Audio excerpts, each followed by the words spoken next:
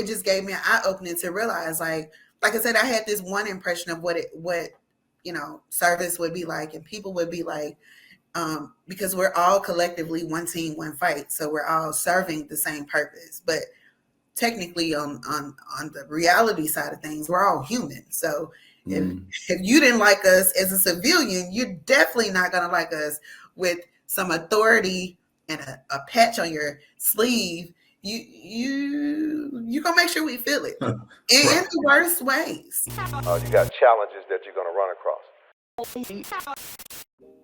But it was, I guess for me, it was eye-opening because I'm thinking I guess I had this picture of what the military would be like, but technically they're just regular people that have joined this nation to serve the country.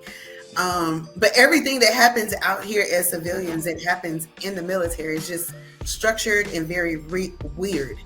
I was older, but it was more so the leadership that was over me at a time was, you could definitely tell there wasn't too much of a liking for us. And when I say you can tell, there's no way around it. It was obvious that it was a sincere problem with us. It was statements would be made about how we carry ourselves or how we act or how loud we are, we don't listen, or statements about how women are more aggressive. It was just a lot. But when you're in that type of environment, I mean, this being someone that's over me or looked at as my NCO or sergeant, rather, what could I do as a soldier? I just, I bear it. But being that I was 33, 34, it just gave me an eye opening to realize, like I said, I had this one impression of what service would be like and people would be like, because we're all collectively one team, one fight. So we're all serving the same purpose. But technically on the reality side of things, we're all human. So if you didn't like us as a civilian, you're definitely not going to like us with some authority and a patch on your sleeve. You gonna make sure we feel it in the worst ways. So I don't want to say too much because it did happen when I was in the military, but I will talk about this current experience with one of my colleagues.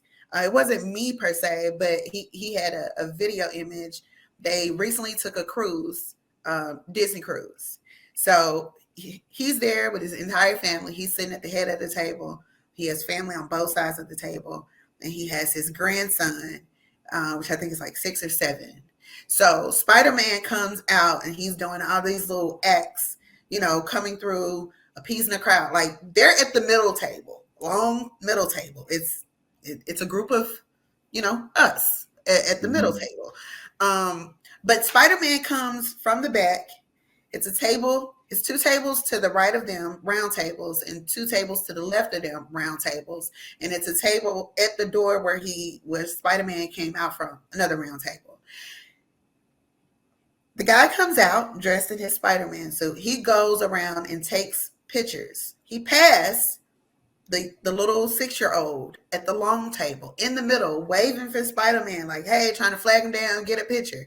He goes around, takes pictures at the 2 tables on the left, the 2 round tables, goes back around to the table that was at the door, get pictures, passes this 6-year-old, goes to the table behind him, throwing his little, how Spider-Man got the little, I don't know what you call it, but web, the web.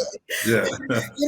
He's shooting his web out. So the 6-year-old is all excited, and you can tell he has all this energy trying to get Spider-Man's attention. So the grandfather then says, "Hey, Spider-Man, Spider-Man." He never made any eye contact. He never turned around. He never acknowledged them at all. So it was 2 Caucasian ladies at the table behind them that watched him pass. They saw the little boy with all this excitement. They watched him pass, and they were so frustrated. So the grandfather said he tried not to make a scene. He tried to handle things the right way. He went to whomever was over the character department. They didn't really give him any help there. They ended up long story short, they ended up going through corporate. Corporate responds back with a letter, an apology. They send this really big gift box with all this extra stuff and autograph signatures and all this stuff. When this, to me, I'm sitting there like, this is just pure out in the open amongst a crowd of people. How more racist could you get to a child, a 6-year-old, somebody that's excited about a character that you're playing? You're taking the time and energy to go all the way around this kid with all this energy sitting in the middle. Right.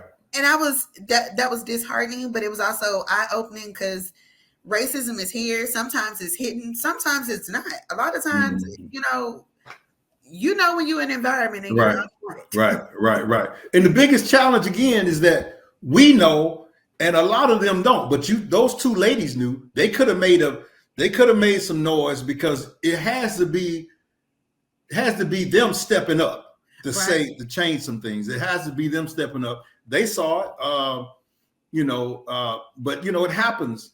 And you made me think about a situation. I think I told you I was in the Coast Guard Reserve, which people tell me that's not. First of all, the Coast Guard is not anything, and then the Reserve. I'm like, man, hey. But this is the deal. That summer that I went to the Coast Guard, I was trying to go to the Air Force first, and then it was my sophomore year in college, and I came home looking for a job, couldn't find a job, and I wanted to get a car. And I told my dad, I go half. Can you go half on the car with me? He said, yeah. So I wanted to make about $5,000 or $6,000 that summer and put it on the car, but nobody was hiring. So I went down, and that was during the time where, they were all in one station. You go next door to the Air Force, then the Army, then the Marines, then the, all those in order. So I went to the Air Force first. They said it would be a year wait. I went to next door to the Marines, and they said it would be, 6 months. And the Air Force said, the Army said the same thing. So I saw the Coast Guard, and I just went in there. There was nobody in there but the one guy. And I said, can I sign up to the Reserve? Because see, that was the summer where they was giving away $5,000 if you join the Reserve and go to boot camp and all that. So that was my only option to get a car. I had to go get that $5,000. So the Coast Guard was the only place that accept me. And within 2 days, I was gone. I told my mom, I said, I already took the oath. They said, no, you didn't. I said, I did.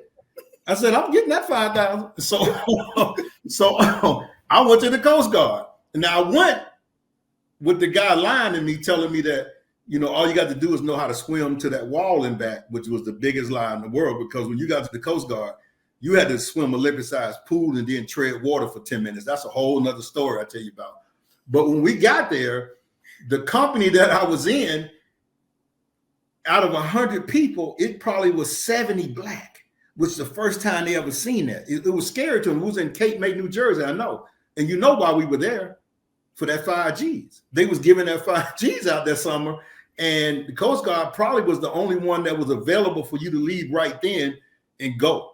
And so when we got there and they saw 70 people in this one group, I think it was called Uniform Company, whatever, they figured they got to get rid of, they can't do that. And so the first day, the guy came up to me, I don't even know the titles, that was so long ago. I guess he was my sergeant or something like that. And he said, after we got off the bus, he said, you got attitude. I guess he could pick it up anyway, because I probably did have an attitude. I'm sure he saw that, but out of all the people, he walked up to me and said that. So I said, I don't have an attitude. And so the next day, we were in the I guess the what do you call where all the bunks are? The barracks. And guy was cutting hair. And so we all did this mohawk, because we're gonna be together as brothers, So we did the mohawk, cut off all the side, had the mohawk here. So I was walking past his office the next day, and he said, "Come here, Fleming." And I came in. He said, "Now, why you do your hair like that?" I said, "Well, I'm not the only one. There's some more people in here." He said, "But I asked you why you do your hair like that." I said, We just decided to do it. He said, well, I tell you what, tomorrow, your hair better be even when I see you. And so I went back to the barracks and told the guys, they said, well, he ain't said that to me yet, which he eventually probably did. So I told him to shave off the mohawk. So when I saw him the day after that, he says, I thought I told you how your hair even. I said, it is. He said, no, I wanted this side to grow back. I'm like, how you thought that was going to happen? That the shave side was going to grow back the next day to the mohawk side. That's it. So what he said was, I disobeyed a direct order.